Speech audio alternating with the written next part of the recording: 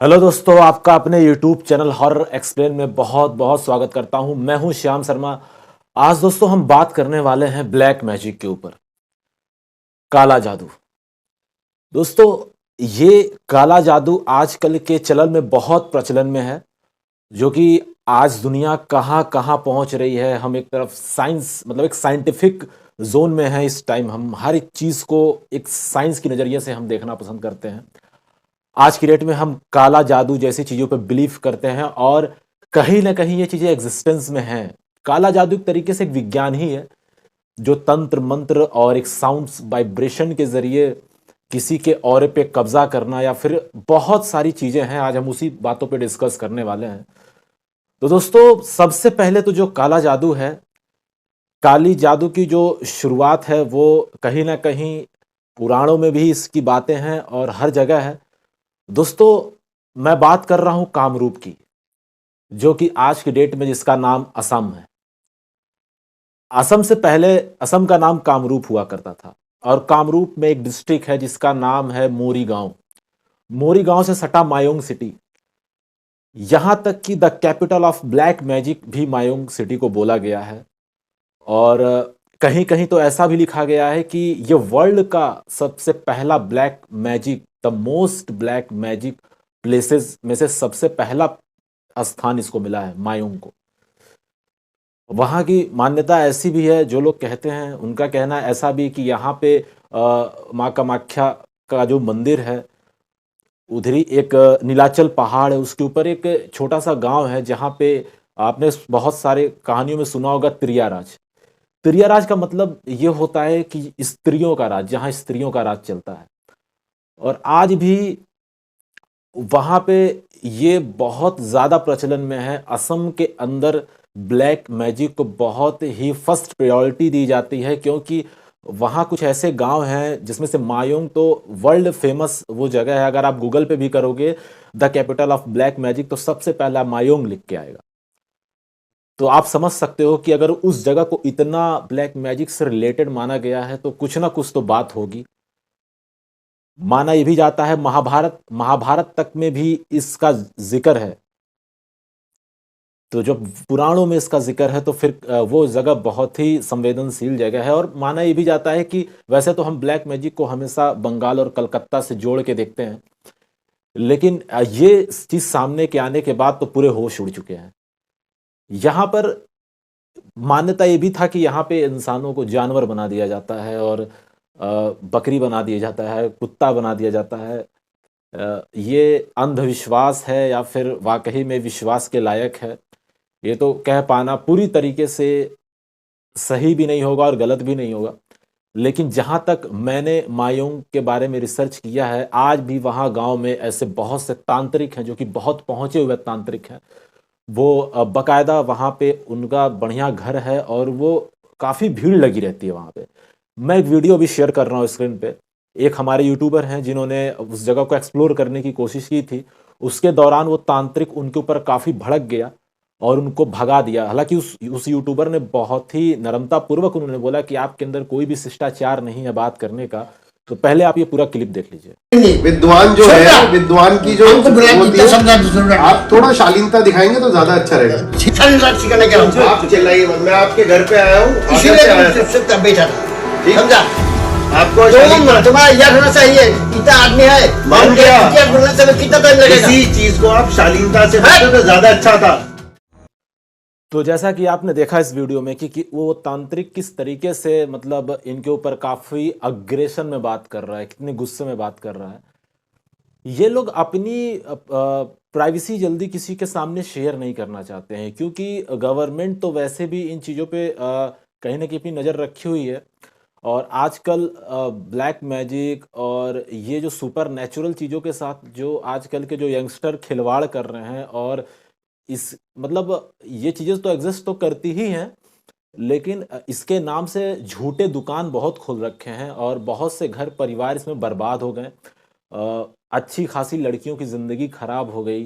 न जाने कितनी लड़कियों के साथ बलात्कार के केसेस आए हैं, कितनी लड़कियों के साथ बहुत कुकर्म के न्यूज़ काफ़ी आए हैं इसके दौरान। तो इसको पूरी तरीके से कहीं ना कहीं बहुत गलत तरीके से इसको रिप्रेजेंट कर दिया गया और मजाक का पात्र इसको बनाकर कहीं कहीं ना कहीं रख दिया गया। बेसिकली ब्लैक मैजिक वो लोग करते हैं जिन लोगों को अपनी लाइफ में एक अच्छा उड़ान नहीं मिलता है, एक अच्छी जगह नहीं मिलती, अच्छा घर परिवार, पैसा, धन दौलत, कार, शोहरत नहीं मिलता है। ये जिन लोगों की, जो लोग लोभी नेचर के होते हैं, जिन लोगों को हर एक चीज़ सही चाहिए होता है अपनी लाइफ में और उनको कभी परेशानी नहीं चाहिए होता है, और जो लोग दूसरों से बहुत ज़्यादा जलते हैं, और ख़ास तौर से ब्लैक मैजिक तो ज़्यादातर अपने रिलेशन वाले ही कराते हैं, अपने रिश्तेदार ही कराते हैं, क्योंकि ये सबसे आपके क्लोज होते हैं, यही लोग आपसे जलते भी हैं। तो ब्लैक मैजिक होता कैसे है और ये किन किन कारणों के चक्कर में हो सकता है, मैं थोड़ा सा बता दूंगा आपको इस पे।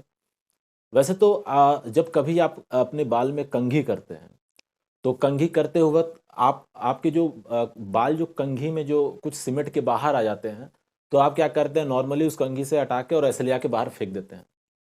ऐसा कभी भी नहीं करना चाहिए, कभी नहीं ऐसा करना चाहिए।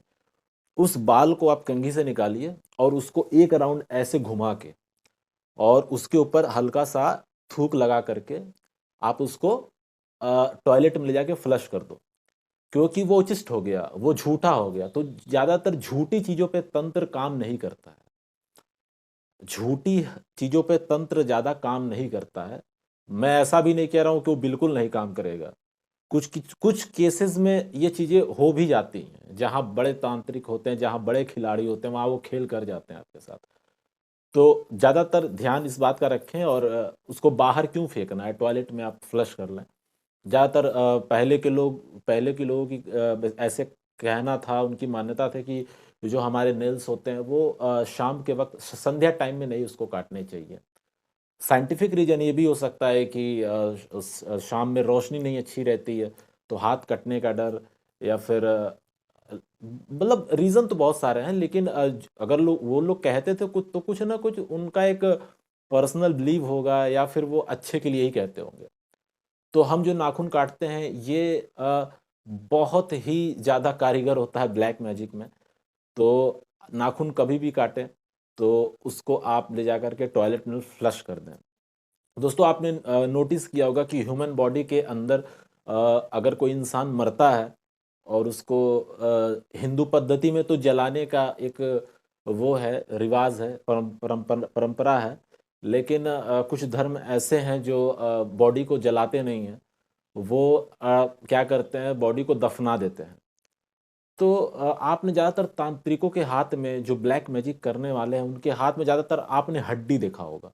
वो हड्डी का इस्तेमाल बहुत ज़्यादा करते हैं, और ये कपाल का इस्तेमाल बहुत ज़्यादा करते हैं। बाल का बहुत ज़्यादा इस्तेमाल है, क्योंकि बाल एक ऐसी चीज़ है जिससे बहुत ईज़ी आपके ऊपर ब्लैक मैजिक किया जा सकता है।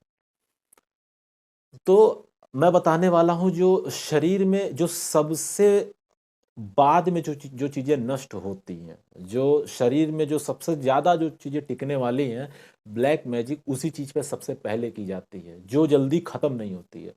दोस्तों, शरीर को दफनाने के बाद शरीर मिट्टी में मिल जाता है। ये जो भी चमड़ी है ये मिट्टी में मिल जाती है, लेकिन ये बाल, इस बाल को मिट्टी में मिलने के लिए, मिट्टी के साथ धूल होने के लिए उसको बहुत ज़्यादा समय चाहिए होता है। और हड्डी भी हमारी बहुत जल्दी गलती नहीं है। हड्डी को भी मिट्टी में मिलने के लिए लगभग कई साल लग जाते हैं, तब वो हड्डी पूरी तरीके से वैनिश्ड होता है। तो जो चीज़ें ह्यूमन बॉडी में जल्दी डिक्रीज़ नहीं होती हैं, ब्लैक मैजिक उन्हीं चीज़ों पे ज़्यादा किया जाता है। आपने हमेशा देखा होगा कि किसी अघोरी या किसी तांत्रिक के हाथ में एक बोन है, पैर की हड्डी है, या फिर हाथ की हड्डी है, या एक सर का वो कपाल है, जस्ट कॉल कंकाल भी कहते हैं। तो तांत्रिक हमेशा कंकाल को अपने पास रखते हैं, क्योंकि उनका ऐसा मानना है कि ये हमसे बात करता है, इस पे उस खोपड़ी के ऊपर उनका पूरा तंत्र काम करता है। वो बोलते हैं कि पूरा तंत्र हमसे बात करता है।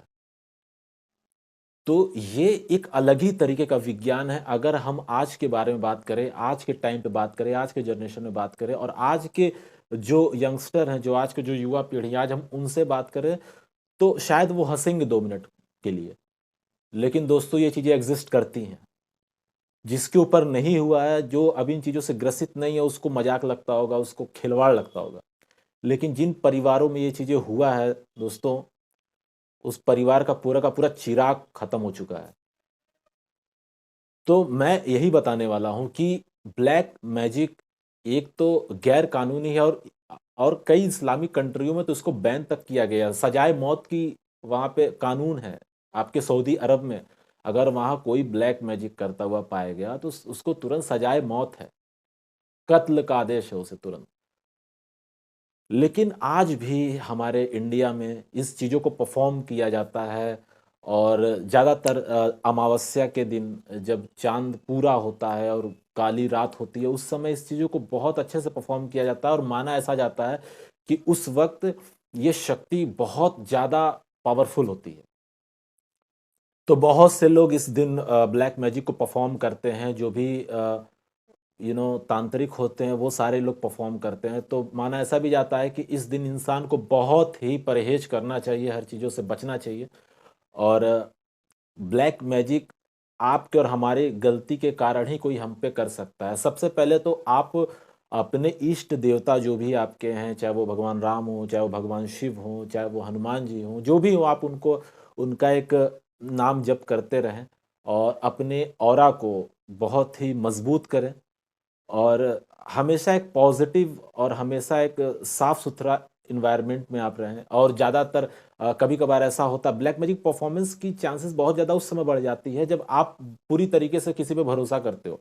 अगर कोई आपका रिलेटिव अचानक से, ना कोई त्योहार है, ना कोई किसी तरीके का वेकेशन है, वो बराबर आपके घर पे मिठाइयों का डब्बा लेकर आ रहा है, और आपको मिठाइयों पे मिठाइयाँ दे रहा है, महँगी-महँगी मिठाइयाँ। और तो कहीं न कहीं वो आपको वहाँ सतर्क होने की ज़रूरत है। मतलब मैं ये नहीं कह रहा हूँ कि उसको नहीं लेने के लायक है।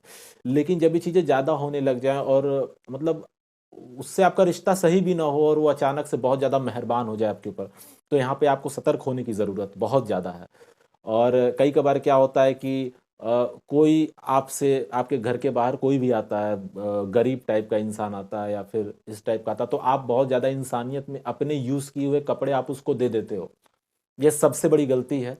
मैं ये भी नहीं कहूँगा कि उनको कपड़े नहीं देना चाहिए, लेकिन अगर आपको लगता है कि वो उस कपड़े का गलत इस्तेमाल कर सकता है, वो सही इंसान नहीं लग रहा है आपको, तो आपको बिल्कुल भी कोशिश तो यही करना चाहिए कि आपको नहीं देना चाहिए। आपको बहुत ज़्यादा दान करने का शौक है, तो आप पैसा दे दो, खरीद के कपड़ा दे दो। लेकिन क्योंकि जो आप कपड़ा पहनते हो, उस कपड़े पे आपकी एनर्जी होती है। उस कपड़े वो कपड़ा आपका मतलब हर एक चीज़ होता है। बहुत पुराने समय में भी बोला गया है कि अपना पहना हुआ वस्त्र कभी किसी को नहीं देना चाहिए, और किसी का पहना हुआ वस्त्र खुद नहीं पहनना चाहिए। एरू गैरा नत्थू खैरा किसी का भी हम कपड़ा उठाकर पहन लेते हैं, ये कोई बहुत अच्छी बात नहीं है। क्योंकि उस इंसान की जो भी नेगेटिविटी है, उस इंसान की जो भी एक एनर्जी है, वो हमारे ऊपर, अगर उसका कपड़ा हम पहनते हैं तो वो चीज़ें हमारे ऊपर हावी होती हैं, और हमारी ज़िंदगी में फिर वही चीज़ें चलने लग जाती हैं। तो इसीलिए हमें कभी भी किसी का पहना हुआ कपड़ा ना पहनना चाहिए, ना हमें खुद का कोई कपड़ा देना चाहिए। और दोस्तों, कभी भी कोई भी अगर आपको इत्र देता हो, तो इत्र बिल्कुल भी ना लें आप किसी से, क्योंकि ये बहुत ईज़ी वे है इस ब्लैक मैजिक को। आपने जैसे रगड़ा अत्र और सूँघा खेल हो गया। तो कभी भी कोई भी डिओड्रेंट या फिर इस तरीके का कोई भी इत्र आपको अगर देता है, तो बिल्कुल आपको साफ मना करना है कि नहीं, मुझे नहीं चाहिए। मैं खरीद सकता हूँ, मैं लेकर यूज़ कर सकता हूँ। क्योंकि दोस्तों, ब्लैक मैजिक परफ़ॉर्म बहुत तरीके से किया जा सकता है, और ये आपके साथ वही इंसान करेगा जो आपको जानता हो, जो आपको अच्छे से जानता हो, जिसके ऊपर आप भरोसा करते हो। तो ये फैक्ट है। मैं आप मेरी बातों को थोड़ा सही तरीके से अगर आप समझेंगे, तो ये आपका अपना ही इंसान करता है, कोई बाहरी इंसान नहीं करता है इस चीज़ को। तो बहुत ही सतर्क रहने की ज़रूरत है, और ब्लैक मैजिक का तंत्र मंत्र और उसकी तांत्रिक क्रियाएँ बहुत सारी हैं। मैं इस पे एक और वीडियो लेकर के आऊँगा। एक पार्ट 2 भी मैं ब्लैक मैजिक पे रखूँगा, और एक कहानी है जिसके बारे में मैं आगे आपको शेयर भी करूँगा। तो दोस्तों, जैसा कि मैंने आपको बताया कि the capital of black magic Mayong city. तो मायोंग के अंदर जो जादूगरनियाँ बोला जाता है एक तरीके से, कि वहाँ जादूगरनियाँ रहती हैं, और वहाँ की औरतें बहुत ज़्यादा मतलब स्कॉलर होती हैं ब्लैक मैजिक में। वो हर घर में वहाँ पे ऐसे ब्लैक मैजिक तो नॉर्मल है, जैसे हम यहाँ पूजा पाठ करते हैं, आरती करते हैं भगवान की, वहाँ ब्लैक मैजिक बहुत ही नॉर्मल चीज़ है। और शायद इसीलिए वहाँ पे आए दिन बच्चों की मौत होती है, बच्चा किसी कारण से मर गया या पागल हो गया या उसके साथ कुछ भी चीज़ें हो गई। इस चीज़ को कोई जस्टिफाई नहीं कर पाता है। तो जहाँ पे ये चीज़ें होंगी और जो भी आप अगर अपने ही निवारण के लिए किसी के पास जा रहे हो, जो आपके लिए किसी का गलत करेगा, तो वो क्या भरोसा है कि वो आपका भी सही करेगा? इन चीज़ों में जो पड़ा है, वो खत्म हो चुका है पूरी तरीके से। उसका घर-परिवार सब बर्बाद, खत्म। आज उसके घर में कोई एक चिराग तक नहीं बचा हुआ। तो मायोंग सिटी के अंदर असम के अंदर ये प्रचलन ज़्यादा है ब्लैक मैजिक का और वहाँ पे नॉर्मल चीज़ है ये चीज़। तो मैं आपसे यही उम्मीद करूँगा और क्योंकि आज आज भले ही वो चीज़ें ना हो वहाँ पे, लेकिन एक समय में बहुत ज़्यादा वहाँ पे परफ़ॉर्म ब्लैक मैजिक किया जाता था और अभी तो वहाँ पे कुछ चीज़ें फ़ेक भी होने लग गई हैं, बहुत ज़्यादा चीज़ें रियल नहीं है वहाँ पे। तो कुल मिला-जुला के मैं यही कहूँगा कि आपकी सतर्कता आपके हाथ में है और कभी भी आप असम विज़िट करें या मायोंग सिटी में विज़िट करें, तो आप बिल्कुल कर सकते हैं, कोई डरने की बात नहीं है। लेकिन हाँ, अकेले कभी ना जाएँ, किसी को साथ ज़रूर ले लें क्योंकि भरोसा करना तो खतरे से खाली नहीं होगा।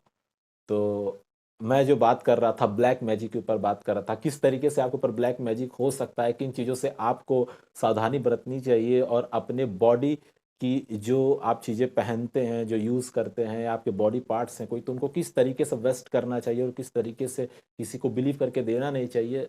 तो इन चीज़ों का अगर आप ख़्याल रखेंगे तो मुझे नहीं लगता है कि कोई भी ब्लैक मैजिक आपके ऊपर कर सकता है। तो इसी के साथ इस काले जादू के टॉपिक पे इतना ही और मैं एक पार्ट 2 भी इसका बना रहा हूँ, तो उसमें एक और कहानी होगी जो कि एक सच्ची घटना की कहानी है। तो इसी के साथ दोस्तों हमारे हॉरर एक्सप्लेन यूट्यूब चैनल को आप सब्सक्राइब करिए, लाइक करिए, शेयर करिए, कमेंट करिए और सतर्क रहें। इसी के साथ आप सभी लोग का बहुत-बहुत धन्यवाद। मुझे इजाज़त दीजिए। तब तक के लिए बाय-बाय।